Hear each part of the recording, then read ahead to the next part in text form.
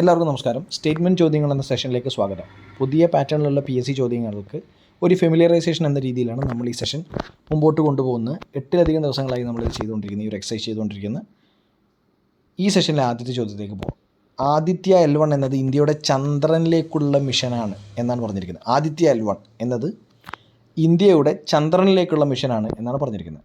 2, America ആസ്ഥാനമായുള്ള Hindenburg research റിപ്പോർട്ടാണ് അദാനി ഗ്രൂപ്പുമായി ബന്ധപ്പെട്ട ഷെയർ സംബന്ധമായ ക്രമക്കേടുകളുണ്ട് എന്ന് ആരോപിച്ചത്.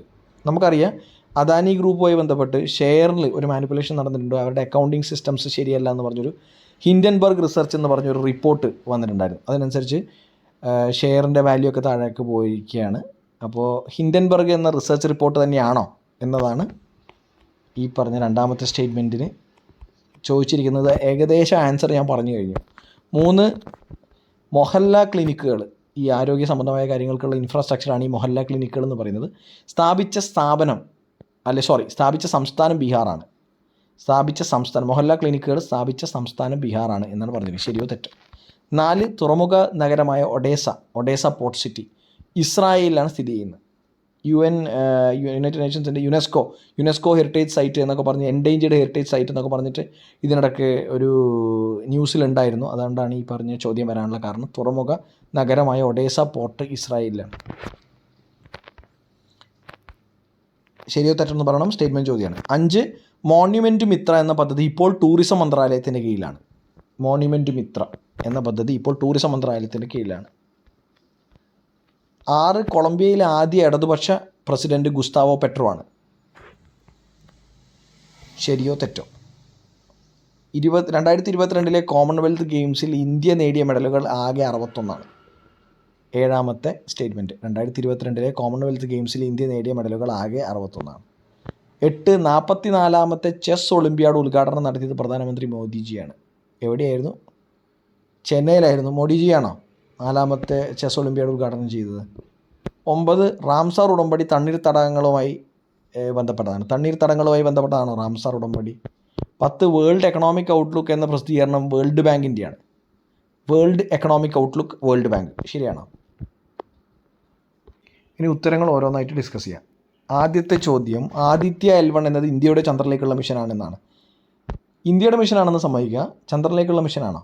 അല്ല, സോളാർ മിഷനാണ്. സണ്ണിലേക്കുള്ളതാണ്.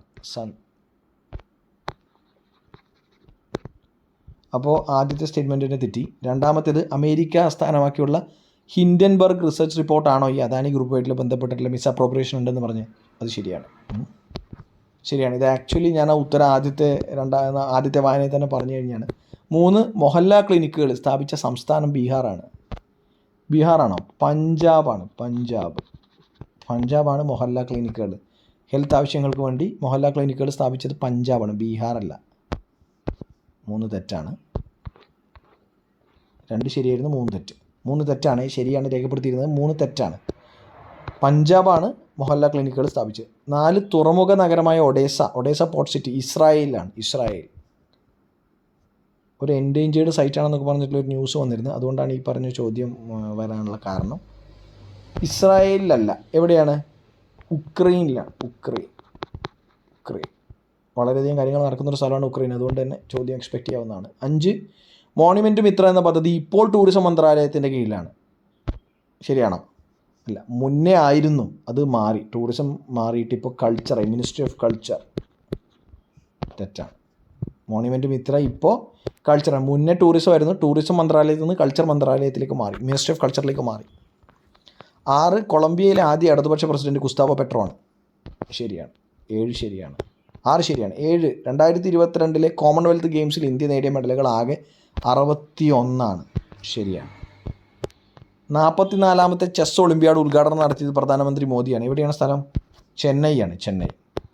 റാംസാർ ഉടമ്പടി തണ്ണീർത്തടങ്ങളുമായി ബന്ധപ്പെട്ടതാണ്. റാംസാർ 1971 ഒപ്പുവെച്ച് ഇറാനിലെ ഒരു സ്ഥലത്തിൻ്റെ പേരാണ് റാംസാർ. ശരിയാണ്. 10, വേൾഡ് എക്കണോമിക് ഔട്ട്ലുക്ക് എന്ന പ്രസിദ്ധീകരണം വേൾഡ് ബാങ്കിൻ്റെയാണ്. പെട്ടെന്ന് വേൾഡ് എന്നൊക്കെ കാണുമ്പോൾ ശരിയാണെന്ന് തോന്നും, പക്ഷേ വേൾഡ് ബാങ്ക് അല്ല, IMF ആണ്. ഇൻ്റർനാഷണൽ മോണിറ്ററി ഫണ്ടാണ് വേൾഡ് എക്കണോമിക് ഔട്ട്ലുക്ക് പ്രസിദ്ധീകരിക്കുന്നത്. അപ്പോൾ അത് തെറ്റാണ്. അപ്പോൾ ഇന്ന് കറണ്ട് അഫയേഴ്സിൻ്റെയും അതുപോലെ തന്നെ ചില കാര്യങ്ങളുടെയും മിക്സ് ആയതുകൊണ്ട്, ചില ഫാക്ട്സിൻ്റെയും മിക്സ് ആയതുകൊണ്ട് ഇന്നത്തെ കട്ട് ഓഫ് നമുക്ക് 5 വെക്കാം അല്ലേ. 5 ഔട്ട് ഓഫ് 10 ഇന്നത്തെ സ്റ്റേറ്റ്മെൻറ്റ് ചോദ്യങ്ങളുടെ കട്ട് ഓഫ് എന്ന് പറയുന്നത്. അപ്പോൾ എല്ലാവർക്കും ഇത് ഉപയോഗപ്രദമാണെന്ന് വിചാരിക്കുന്നു. Bye, take care.